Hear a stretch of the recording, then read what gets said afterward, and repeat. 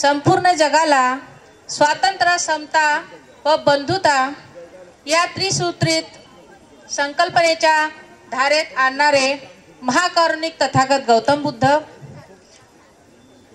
महाप्रजापती गौतमी, संत कबीर, लोकनायक शिवाजी, छत्रपती शिवाजी महाराज, महात्मा ज्योतिबा फुले, सावित्रीबाई फुले, माई फातिमा बेगम आणि बोधिसत्व डॉक्टर बाबासाहेब आंबेडकर, आई रमाई आणि अशा ज्ञात अज्ञात ज्यांनी स्त्री सुधारणेसाठी काम केले असे त्या महामानवांना माझे त्रिवारण अभिवादन।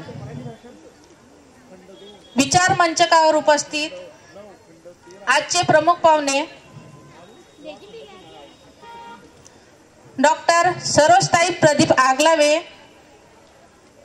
कार्यक्रमाचे उद्घाटक, कार्यक्रमाचे प्रमुख विचारक आयुष्यमती रंजनाताई सुरजुशे आणि कामठी महिला संघटनेचे मुख्य संघटिका विद्याताई भीमटे, कार्यक्रमाचे प्रास्ताविक आयुष्यमती वर्षाताई पाटील आणि समोर उपस्थित असलेले माझे बंधू आणि भगिनींनो, आपण सर्वांनाच माझा सप्रेम जय भीम।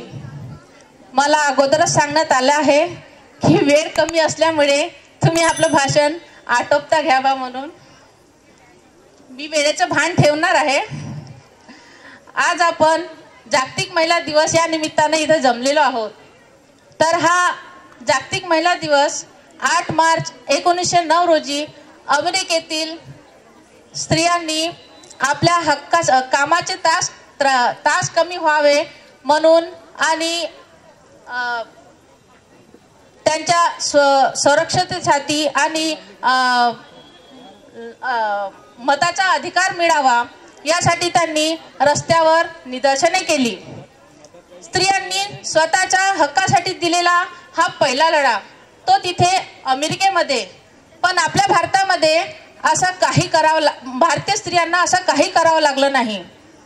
तो आपण सर्व महिलांना फक्त आणि फक्त एका व्यक्तीमुळे मिळाले, ते म्हणजे आपले महामानव डॉक्टर बाबासाहेब आंबेडकर।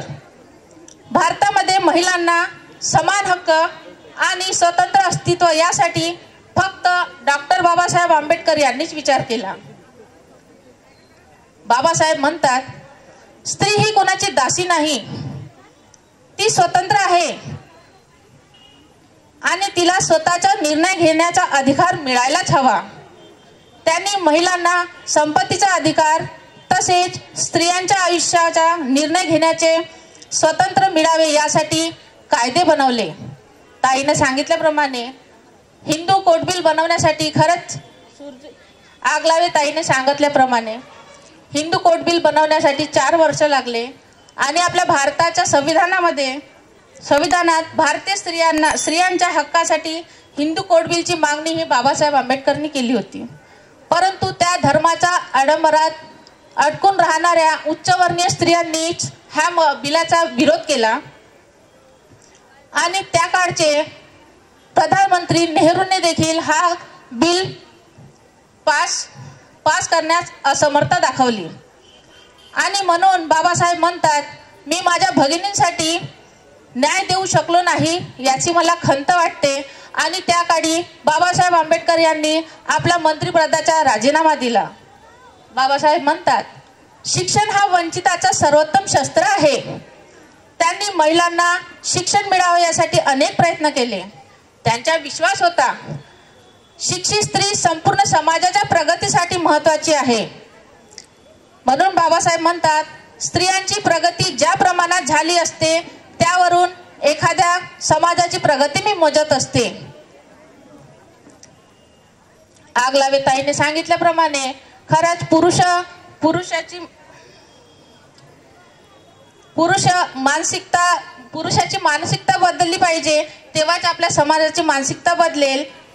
त्यामुळे त्यांनी बाबासाहेब आंबेडकरांनी स्त्री शिक्षणावर जास्त भर दिला आणि महिलांना शिक्षणाच्या प्रवाहात आणण्याचं काम केले। तुम्हीच विचार करा, आज जर का आपण शिक्षण झालेलं नसतं आपलं, तर आज आपण चूल आणि मूल याच गोष्टीमध्ये राहिलो असतो. सुरजोशे ताई बोलल्याप्रमाणे आज आपल्या समोर ज्या वर्दीमध्ये ताई दिसतात, तर खरंच आज आपण शिकलो, त्यामुळेच आज भारतामध्ये आपल्याला राष्ट्रपती, प्रधानमंत्री आणि खाकी वर्दीत असलेले आपले पोलीस, लेडीज पोलीस, राज्यपाल, मुख्यमंत्री ह्या पाहायला मिळतात. महिलांनी शिक्षण, विज्ञान, राजकारण, क्रीडा, कला व वैद्यकीय क्षेत्रात, आयोजिक क्षेत्रात आपली छाप पाडली.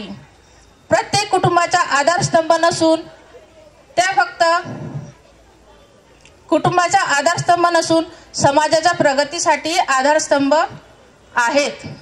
अनेक महिलांनी देशाचे नेतृत्व केले आहे, वैज्ञानिक शोधही लावलेला आहे, क्रीडा क्षेत्रात नवे विक्रम घडवले आहे, समाजात सकारात्मक बदल घडून आणले आहे. म्हणून बाबासाहेबांचे विचार केवळ भाषणापुरते नाही, मर्यादित नाही, तर ते आजही आपल्या दैनंदिन जीवनात लागू करण्यासारखे आहेत. जर समाजाचे त्यांच्या विचारानुसार स्त्रियांना शिक्षण, समान संधी, हक्क आणि सुरक्षता दिली तर खऱ्या अर्थाने महिला सशक्तीकरण घडू शकते. त्यामुळे बाबासाहेबांचा विचार अंगीकार करूया आणि महिलांना अधिक सक्षम आणि स्वतंत्र बनवण्यासाठी प्रयत्न करूया. चला तर मग घेऊया एक उंच भरारी. एवढे बोलून मी आपले भाषण इथंच संपविते. धन्यवाद.